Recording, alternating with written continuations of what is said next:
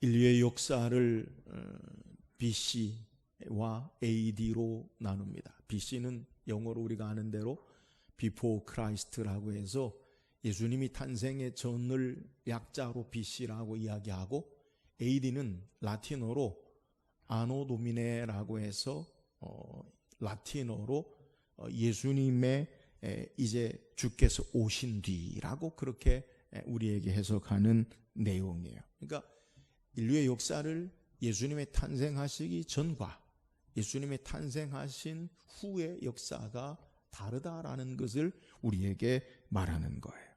요즘 영어 약자로 신조어가 생겼습니다. BC, 이건 Before Corona, 코로나 발생하기 전. 그 다음에 AC, After Corona, 코로나가 발생한 이후의 삶으로 그렇게 BC와 AC로 그렇게 이야기해요. 전 세계가 우리가 알듯이 코로나19로 말미암아 많은 어려움을 당하고, 코로나가 발생하기 이전과 코로나 발생 이후에 여러 상황이 달라지는 것을 그렇게 말하는 거예요. 우리도 코로나로 말미암아 여러 가지 삶의 모습의 변화가 있지요. 우리가 지금 시행하고 있는 사회적 거리두기로 말미암아 마스크 착용이 일상화되어지고 개인 위생이 특별히 더욱더 신경 쓰는 그러한 환경 가운데 살고 있어요. 그러니까 코로나가 발생하기 전과 코로나 발생한 이후의 삶의 모습을 한마디로 표현한다면 그것은 변화의 변화, 생각의 변화와 행동의 변화, 그것이 우리에게 당위성을 가지고 우리에게 해야 할 그러한 모습임을 소개해요. 우리 교회의 예배의 모습에도 많은 환경의 변화를 가져와요. 많은 사람들이 이 신앙의 변화를, 코로나 이후의 변화를 아주 신중하게 예측합니다. 더욱 주님을 의지하는 신앙의 열심으로 나가는 분도 계실 것이고, 또 삶의 여러 가지 온라인 예배나 이 예배에 대한 삶의 모습이 흐트러지고 또 신앙의 편리함을 추구하는 그러한 모습도 발생할 것이다 라고 그렇게 이야기도 해요. 우리는 당연시했던, 그리고 우리의 삶에 너무나 우리가 누렸던 이 예배의 삶의 모습, 공동체의 모습이 얼마나 큰 은혜인가를 우리는 깨닫게 되어지고, 또 우리의 삶을 사모하는 것으로 나아가는 분도 계실 것이요. 또 어떤 분들은 이렇게도 되는구나 라고 신앙의 삶의 모습 가운데 퇴보하는 분도 분명히 우리에게 있을 거예요.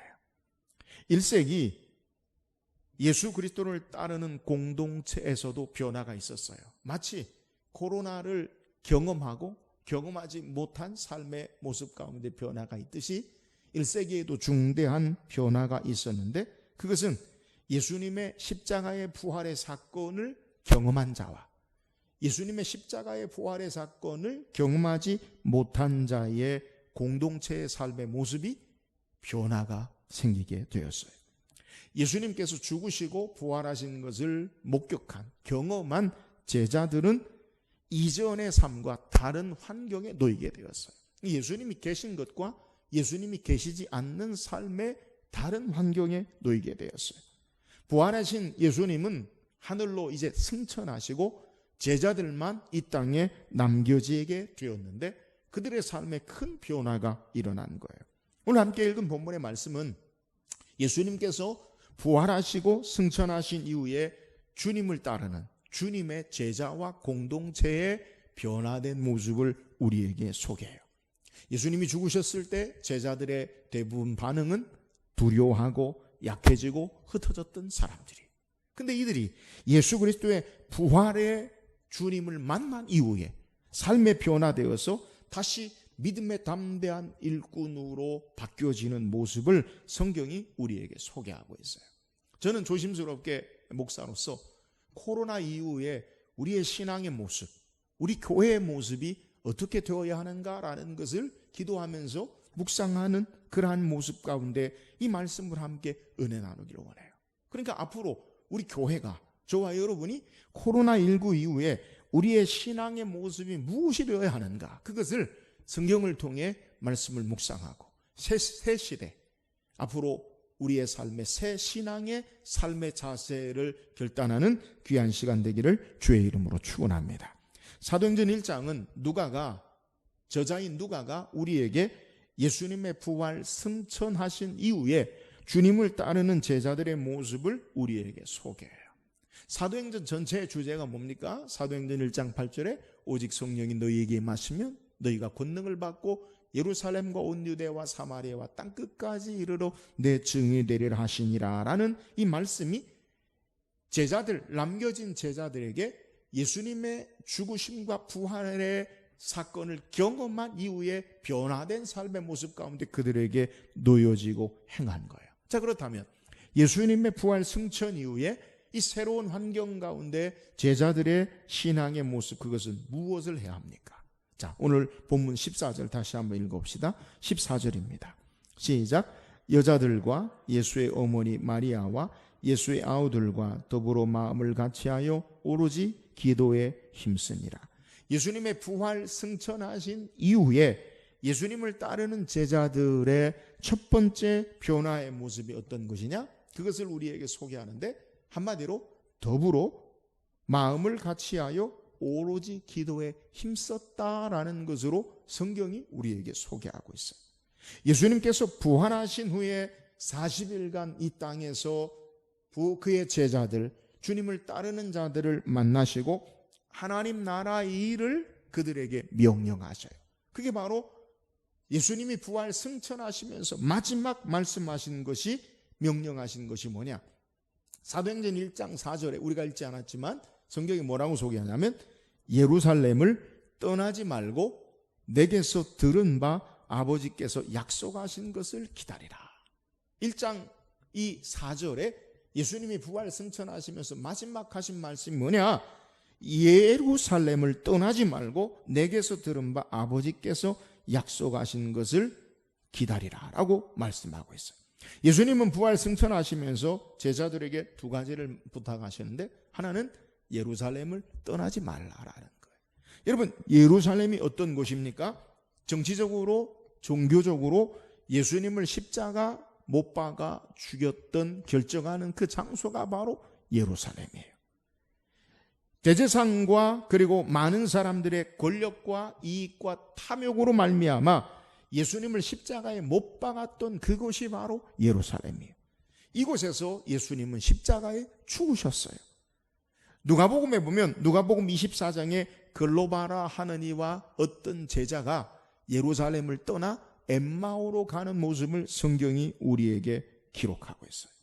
더 이상 예루살렘은 주님을 따르는 자들의 기대와 소망을 가질 수 없는 곳이요, 두려운 곳이요, 위험한 곳이기 때문에, 그래서 제자들은 이 예루살렘을 떠나려고 했던 것이 그들의 모습이라는 거예요. 근데 예수님께서 제자들에게 예루살렘을 떠나지 말라라고 말씀하고 계세요. 또 뭐라고 말씀하시냐? 약속하신 것을 기다리라. 여러분, 약속하신 게 뭐예요? 1장 8절에 성령이 너희에게 임하시면, 그들이 기다리는 것, 그것은 바로 성령의 충만함을 기다리고 있어요. 왜 성령의 충만함을 기다립니까? 그 성령의 충만함을 통해 예루살렘과 온 유대와 사마리아와 땅끝까지 이르러 내 증인이 되리라 하시니라 라고 말씀하고 있어요. 성령의 충만함을 얻어서 예루살렘을 떠나지 말고 성령의 충만함을 얻어서 바로 예수 그리스도의 증인이 되는 사명으로 예수님이 마지막 남겨진 주님의 부활을 목격한 공동체에게 말씀하시는 내용이라는 거예요. 위험한 두려운 장소에서 약속하신 성령의 충만함을 위해서 떠나지 말고 기다릴 것을 말씀하고 있어요. 이 일을 위해서 더불어 마음을 같이하여 오로지 기도에 힘쓰고 있는 것을 우리에게 소개하는 거예요. 새로운 환경 가운데 제자들과 주님을 따르는 자들의 변화된 모습이 무엇이 되어야 하는가? 그것은 주님의 약속의 말씀을 따라 더불어 마음을 같이하여 기도하는 것을, 성령의 충만함을 기다리는 것을 성경이 우리에게 소개하는 거예요. 오늘 우리가 읽은 13절 14절의 내용을 다시 본문의 말씀을 살피면 들어가 그들이 유하는 다락방으로 올라가니 베드로와 요한, 야고보, 안드레와 빌립, 도마와 바돌로메, 마테와 및 알페의 아들 야고보와 셀로신 시몬 야고보의 아들 유다가 다 거기 있어. 자, 13절에 예수님의 제자의 모습을 우리에게 소개해요. 복음서 이외에, 그러니까 예수님이 제자를 부르실 때 제자 이름의 12제자, 그 기록 외에 오늘 가룟 유다를 뺀 11제자 이름이 등장하는 것은 복음서 이외에 사도행전이 처음 기록하고 있는데요. 또 본문에 이 제자들뿐만 아니라 14절에 뭐라고 소개하냐? 여자들과 예수의 어머니 마리아와 예수의 아우들과 더불어 마음을 같이하여 오로지 기도에 힘쓰니라. 여러분, 오늘 누가 소개하냐면 예수의 어머니 마리아와 예수의 아우들도 등장해요. 예수님의 가족이 등장하죠. 근데 복음서를 읽어보면 나사렛에서 예수님이 가버나움과 갈릴리에 사역할 때 예수님의 가족들이 예수님을 찾아와요.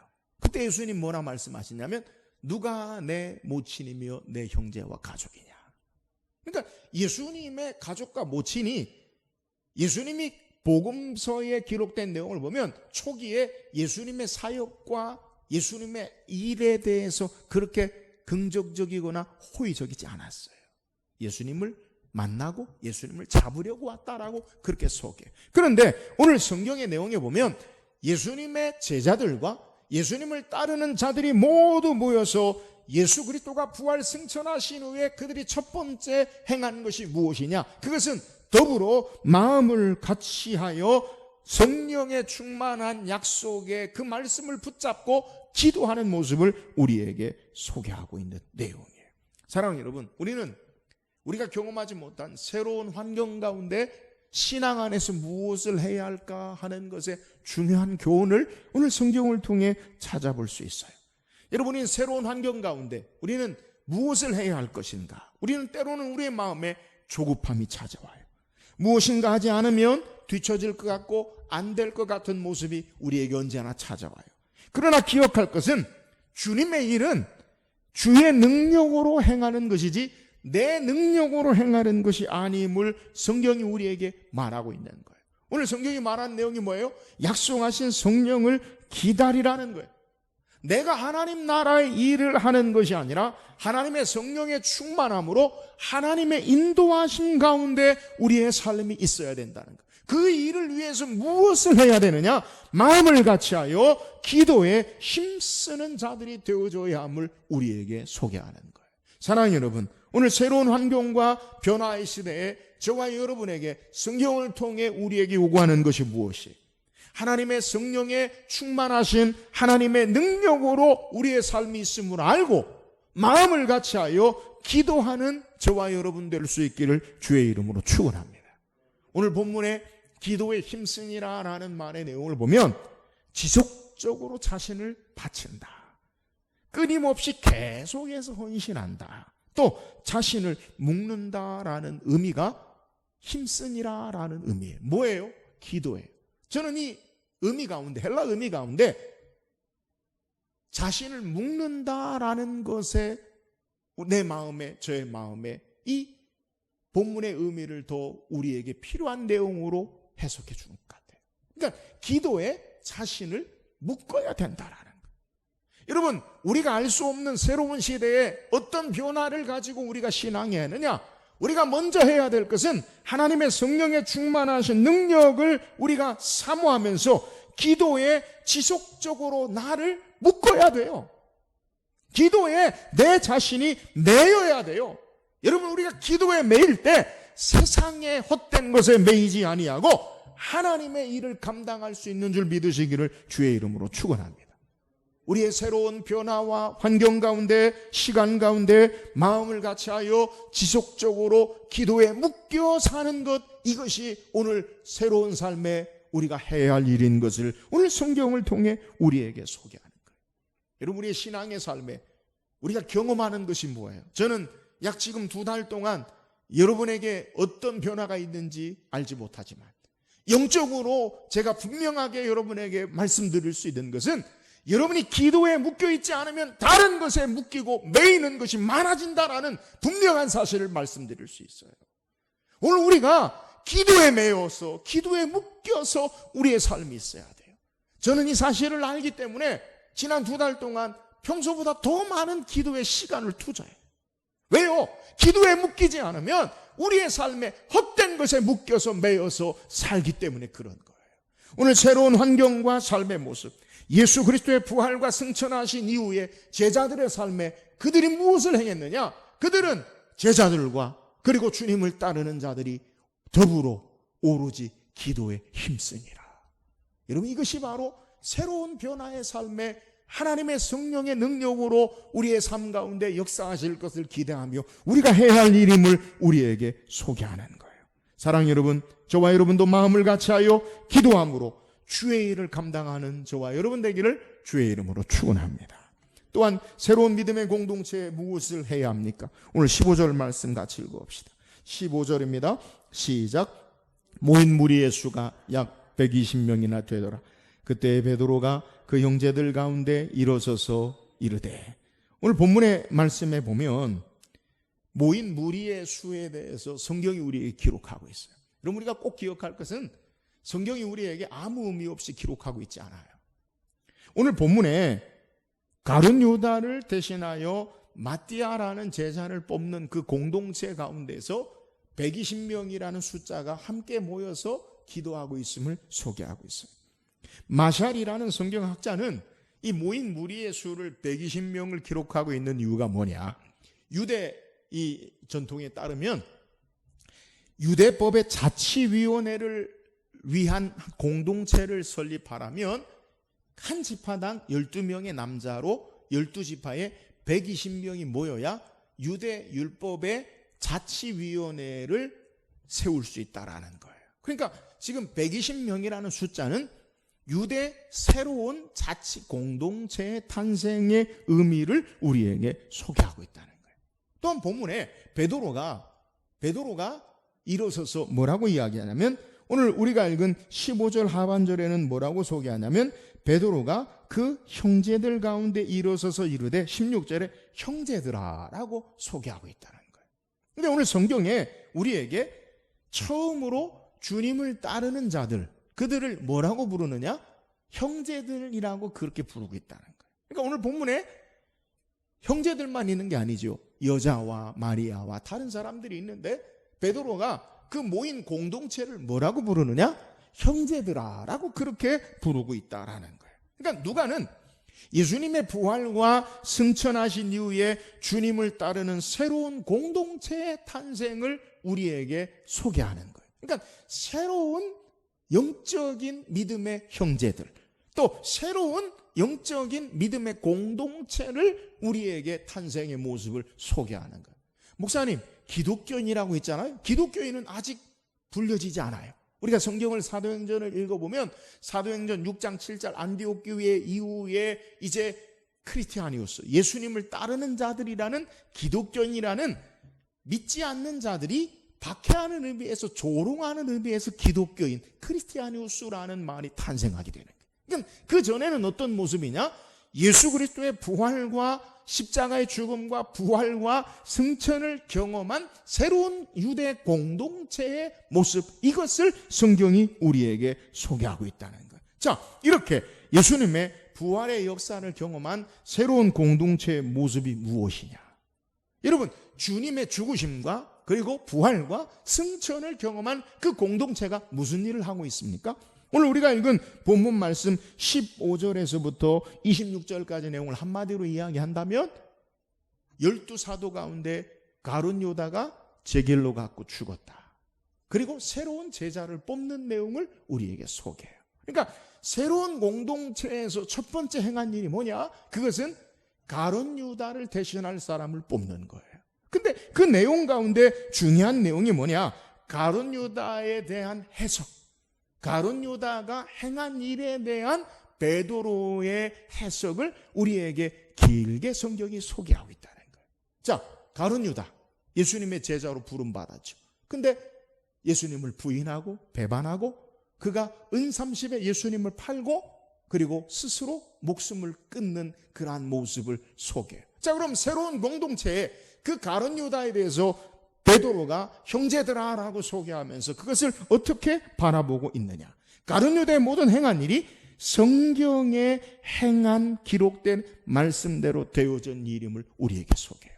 오늘 우리가 읽은 16절에 형제들아 성령이 다윗의 입을 통하여 예수 잡는 자들의 길잡이가 된 유다를 가리켜 미리 말씀하신 성경이 응하였으니 마땅하도다.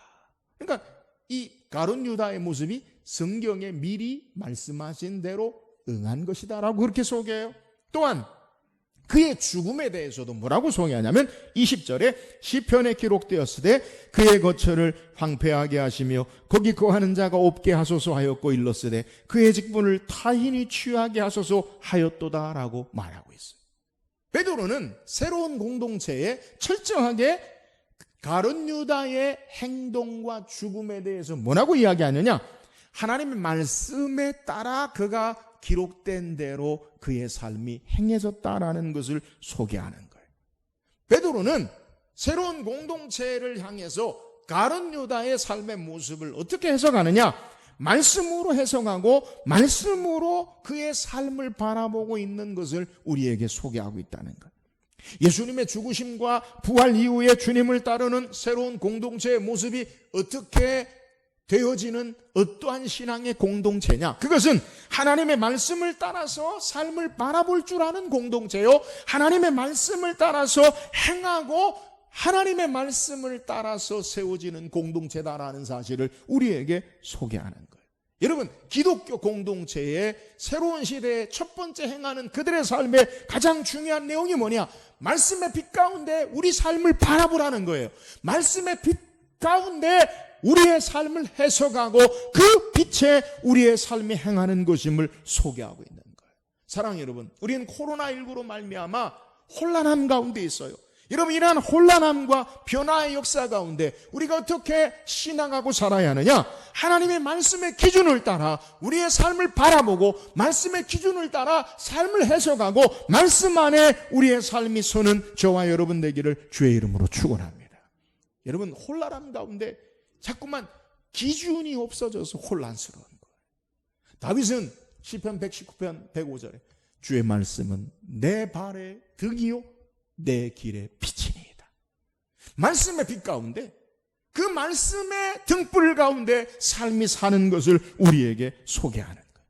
세상의 여러 혼란한 잘못된 기준에 세상의 기준으로 교회의 기준으로 가지고 오는 그것으로 혼란하고 여기에 마음을 두지 말고 우리는 언제나 하나님의 말씀으로 우리의 삶을 바라보고 말씀의 기준 가운데 삶을 해석하고 말씀을 따라 행하는 것, 이것이 바로 새로운 공동체의 모습이 되어야 한다는 사실을 우리에게 제시하는 거예요. 가룟 유다의 죽음에 대해서 여러 말이 있을 거 아니에요. 여러 소리가 있을 거 아니에요. 아니에요. 하나님의 말씀의 기준에 따라 그것을 바라보고 해석하고 말씀 안에 서는 삶, 이것이 새로운 공동체의 모습이라는 거예요. 여러분, 교회가 우리가 믿음의 공동체로 어떻게 이 땅을 삶을 살아야 하는가? 누가 뭐래도 하나님의 말씀의 기준 아래 삶을 바라보고 말씀을 따라 우리의 삶을 해석하고 말씀 안에 사는 아름다운 믿음의 공동체, 성경이 우리에게 말하는 삶의 모습이 있기를 주의 이름으로 축원합니다. 또한 오늘 본문을 통해 새로운 공동체 해야 할 일이 뭐예요? 오늘 22절 한번 읽어보세요. 22절입니다. 시작.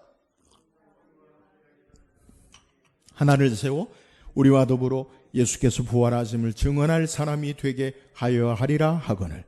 제자 중 베드로는 12제자 가운데 한 사람의 죽음으로 이 가룟 유다를 대신해서 하나님의 선한 역사를, 하나님 나라의 일을 행할 사람을 우리에게 세울 것을 소개해요.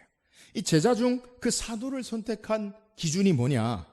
오늘 21절에는 요한의 세례로부터 우리 가운데 올려져 가신 날까지 주 예수께서 우리 가운데 출입하실 때에 두 가지 기준인데, 하나는 예수님의 공생의 시작과 함께 승천하실 때까지 항상 따라다니던 목도했던 사람이 되어야 하고, 또 하나는 부활의 증인이 되어야 함을 우리에게 소개해요.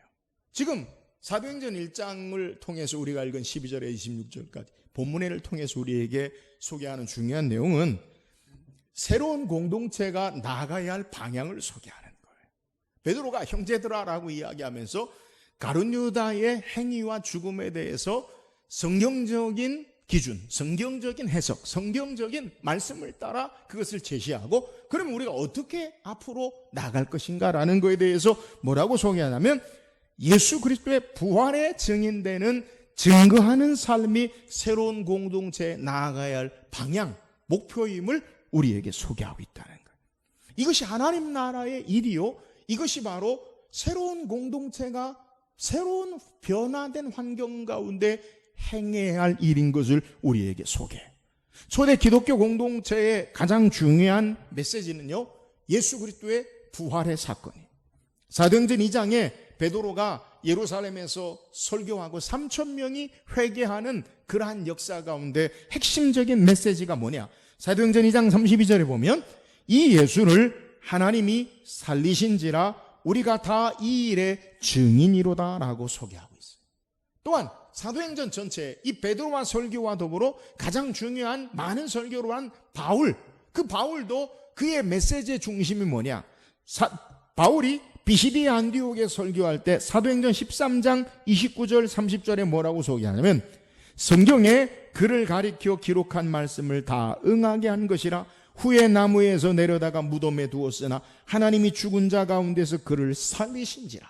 여러분, 초대 기독교 공동체의 변화된 삶의 핵심이 뭡니까? 그것은 예수님께서 죽으시고 예수님께서 다시 살아나셨다, 주님의 부활을 증거하는 것이 기독교 공동체의 모습임을 우리에게 소개해요. 여러분, 우리는 코로나19 이후에 새로운 환경 가운데 우리가 무엇을 해야 하는가라는 것에 대해서 말씀을 묵상하고 있어요. 여러분, 교회가 이 새로워진 환경, 변화된 환경 가운데 우리의 신앙의 모습이 무엇이 되어야 하는가? 오늘 성경은 하나님 나라의 일이 예수님이 죽으시고 예수님이 다시 부활하시는 그 사명을 증거하는 것이 우리의 사명임을 우리에게 소개하는 거예요. 예수님이 구주 되시고 예수님이 소망이 되시고 예수님이 하나님 되심을 선포하는 것, 이것이 새로운 변화된 공동체의 성도로서 해야 될 일이다라는 사실을 우리에게 교훈하고 있다는 거예요. 여러분, 오늘 우리에게, 교회에게 주님의 부활 목격한 죽으심과 부활을 경험한 이들에게 가장 중요한 게 뭐냐? 그것은 예수가 구주 되신다, 예수가 하나님이시다, 예수가 부활하셨다라는 사실, 이 새로운 희망과 소망이 우리의 절망을 이기게 하고 죽음을 이기게 하고 이 주님을 증거하는 것임을 오늘 우리에게 소개하고 있는 거예요. 사랑하는 여러분, 오늘 새로운 시대에 교회의 사명, 저와 여러분의 사명이 무엇입니까? 이 주님 증거하는 거예요. 교회의 사회적 책임, 우리는 그러한 일들을 많이 이야기해요. 교회가 해야 할 일이 많아요. 그러나 예수 그리스도의 부활, 주님이 주인 되시고 주님이 구주 되시고 주님이 우리의 유일한 모든 것 대신 주권을 가지신 전능하신 왕 되신다라는 증거하는 것에 어떤 것도 우선하지 않아요. 이 땅에 교회가 존재하는 이유는 바로 예수 그리스도의 죽으심과 부활을 선포하기 위함인 것을 오늘 우리에게 소개하고 있는 거예요. 오늘 우리의 관심이 무엇이 되어야 하느냐? 여러분, 예수 그리스도를 증거하는 것이 되어야 할 줄 믿으시기를 주의 이름으로 축원합니다. 교회를 위해서 우리는 이런 일 저런 일 여러 가지 일을 해야 해요. 그러나 예수 그리스도를 증거하는 일보다 우선하는 것은 아무것도 없어요. 그러므로 부활의 주님을 만난 자들은 부활의 주님을 전하는 자들이 되어야 돼요. 오늘 세상 가운데, 이 혼란함 가운데 우리가 해야 할 일이 뭐냐? 예수가 우리의 구주 되신다, 예수만이 우리의 소망이 되시고 예수 그리스도가 우리의 주인이시다라는 사실을 전하는 자들이 되어야 돼요. 우리는 코로나19로 말미암아 우리가 깨닫는 것이 뭐예요? 여러분, 우리가 가진 물질, 우리가 가진 과학, 지식, 권력, 정치, 문화, 우리의 삶의 어떤 가치로도 해결할 수 없는 것임을 우리는 알아요. 바이러스로 말미암아 모든 것이 정지되어지고 인간이 수십 년 동안 노력해도 분쟁과 갈등이 해결되지 않는 것도 다 손을 놓아버리고요. 그토록 환경에 대해서 아무리 누가 외쳐도 되어지지 않는 것도요, 코로나19로 말미암아 모든 것이 다 셧다운되어서 아무것도 하지 못하는 것으로 우리의 삶이 되어져요. 우리가 모든 것을 할 수 있을 것 같은 인간의 능력이 하루아침에 무너져 내림을 우리는 경험해요. 사랑하는 여러분, 우리의 유일한 소망과 힘은 예수 그리스도 되심을 믿으시기를 주의 이름으로 축원합니다. 부활의 능력과 구주 되심이 해답이에요. 여러분, 정치로, 물질로, 과학과 지식과 지혜의 힘으로 문제가 해결되는 것이 아니라 오직 예수 그리스도 그분이 우리의 구주 되시고 그분이 우리의 구원 되심, 그분이 우리의 모든 것 되심을 고백하는 것, 이것이 문제의 해결되심을 믿으시기를 주의 이름으로 축원합니다. 그래서 예수님은 오직 성령이 너희에게 임하시면 너희가 권능을 받고 예루살렘과 온 유대와 사마리아와 땅끝까지로 내 증인이 되리라 하십니다. 예수 그리스도의 증인, 예수가 구원되신다, 예수가 부활되신다, 예수 그리스도가 우리의 삶의 모든 것 되심을, 하나님 되심을 선포하고 하나님 나라가 확장되어지는 것, 이것이 유일한 소망인 것을 우리에게 소개하는 거예요. 혼란하고 변화를 요구한 세상 가운데 예수 그리스도의 증인되는 삶을 살 때 우리의 가정과 교회를 지키시고 주님이 사용하실 줄 믿습니다. 사랑하는 여러분, 더욱 주님의 증인되는 사명을 감당하는 것, 이것이 새 시대에 우리가 나아가야 할 분명한 목표임을 성경은 우리에게 소개하는 거예요. 오늘 우리의 삶을 통해, 우리 가정을 통해, 우리 교회를 통해 예수가 주인 되시고, 예수가 구주 되시고, 예수가 구원 되시고, 예수가 우리의 모든 것 되심을 선포하여 하나님 나라가 확장되어지는 새 시대의 주의 영광의 능력의 역사를, 사명을 감당하는 저와 여러분 되기를 주의 이름으로 축원합니다. 오늘 성경 우리에게 새로운 시대에 우리가 어떠한 신앙의 삶의 자세로 해야 할 것인가를 성경이 소개해요. 여러분, 우리가 무엇해야 합니까? 더불어 오로지 기도에 힘쓰는 것. 우리는 기도에 우리 자신이 함께 마음을 같이 매여야 돼요. 왜요? 내 힘이 아니라 하나님의 성령의 능력으로 하나님께서 일하시기 때문에 그래요. 여러분, 사도행전 전체 1장은 사도행전의 주제예요. 오직 성령이 너희에게 임하시면 너희가 권능을 받고 예루살렘과 온 유대와 사마리아와 땅끝까지로 내 증인이 되리라. 그래서 사도행전을 성령행전이라고 해요. 사도들이 복음 전하는 게 아니라 성령이 너희에게 임하시면 그 능력으로 복음이 증거되어지고 주의 나라가 확장되어지는 거예요. 사랑하는 여러분, 이 일을 위해서 우리는 기도해야 돼요. 오늘 우리가 우리의 힘으로 행하는 것이 아니라 하나님의 성령의 능력으로 말미암아 주의 일을 감당할 수 있음을 알고, 우리도 초대 기독교 공동체의 모습처럼 오로지 더불어 마음을 같이하여 오로지 기도에 힘쓰는, 기도에 우리의 삶이 묶여서 주의 능력의 역사를 감당하는 저와 여러분 되기를 주의 이름으로 축원합니다. 초대 기독교 공동체의 그들의 삶에 해야 하고 나가야 할 변화의 모습이 뭐예요? 이제는 그들의 모든 삶을 말씀 안에서 바라보고 말씀으로 해석하고 말씀 따라 사는 공동체가 돼야 돼요. 여러분, 우리의 삶의 기준이 세상의 어떤 것 다른 것이 되어지지 아니하고 말씀 안에서 우리의 삶을 바라보고 말씀으로 그것을 해석하고 말씀 안에 순종하며 행하며 나아가는 저와 여러분 되기를 주의 이름으로 축원합니다. 새로운 믿음의 기독교 공동체가 나아갈 방향의 목표가 뭐예요? 예수 그리스도의 부활을 증거하는 믿음의 공동체가 돼야 돼요. 오늘 우리의 유일한 소망, 우리의 유일한 삶의 희망, 구원은 오직 예수님이에요. 죽으심과 부활하신 이 주님을 전하는, 그래서 새 시대의 새 신앙의 삶의 주의 역사를 감당하는 우리 모든 성도 되기를 주의 이름으로 축원합니다.